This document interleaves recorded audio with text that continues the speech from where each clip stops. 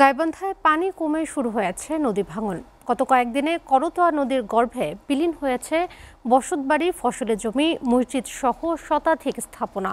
সম্বল হারিয়ে মানবেতর জীবনযাপন করছে অসহায় মানুষ। গাইবান্ধা থেকে কায়সার প্লাবনের প্রতিবেদন। সংসার সবই আছে, নেই শুধু পরিবার নিয়ে থাকার আশ্রয় কেন্দ্র। করতোয়া নদীর আকস্মিক ভাঙনে বিলীন বসতবাড়ি, ফসলি জমি, রাস্তাঘাট। গত কয়েক সপ্তাহে ভাঙনের শিকার পলাশবাড়ী উপজেলার কাশিয়াবাড়ি ইউনিয়নের কাশিয়াবাড়ি গ্রাম। ইতিমধ্যে অর্ধশতাধিক পরিবার হারিয়েছে তাদের বসতবাড়ি ও আবাদি জমি। নদী ভাঙন অব্যাহত থাকায় ঝুঁকিতে রয়েছে শিক্ষা প্রতিষ্ঠান, মসজিদ সহ 2 শতাধিক স্থাপনা। এখানে টিউবওয়েলের পার সম্পূর্ণ পড়ে গেছে, গোসল পায়খানা সম্পূর্ণ এগুলো ভাঙ্গে নদীতে চলে গেছে। নদী তো সব ভাঙ্গে নিল, এত টাকা দিয়ে ঘর বাড়ি করে কি হলো?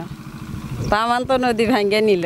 কাতির উপর স্বল্প লোক নিয়ে কিভাবে আছি, ওপর আল্লাহ ছাড়া কেউ জানতেছে না। আমাদের জমি তামান নদী যাচ্ছে, হাগু দেহ ধান কাটতেছি। এই ধান খেতে ধান নদীর যাবি দেখে না ভাই, ধান আবার কাটা শুরু করছি। কৃষি মানুষ, আমরা রাস্তা নাই, ঘাট নাই, এখন আমরা কিভাবে কি করে খাবো? কোন রকম জোড়াতালি বাঁধে প্রতি বছর সান্ত্বনা দেয়া হয় ভাঙন কবলিতদের। স্থায়ীভাবে বাঁধ নির্মাণ না হলে নিঃস্ব হবে কয়েক শতাধিক পরিবার। এজন্য দ্রুত বাঁধ নির্মাণের দাবি স্থানীয়দের। বাড়ি ঘর ধর অনেক ভেঙে গেছে, নদীর মধ্যে গেছে, মানুষ খালি আল্লাহ আল্লাহ করতেছে। আমি অন্তর্বর্তী সরকারের কাছে আকুল আবেদন করতেছি, অতি তাড়াতাড়ি আমাদের কাজটা করলে আমরা একটু লাভবান হতাম। দয়া করে এটা সরকারের কাছে আবেদন এটা করে দেন।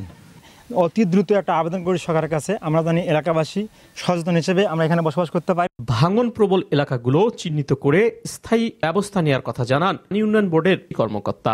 আইডব্লিউএম-এর যে চূড়ান্ত প্রতিবেদন দিলে আমরা সেই মোতাবেক একটা ডিপিপি আমরা প্রণয়ন করব এবং পুরো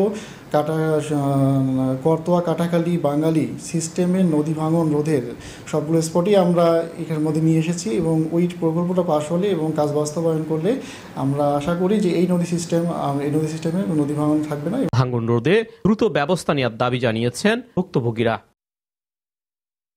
কায়সার প্লাবন, এসএটিভি, গাইবান্ধা।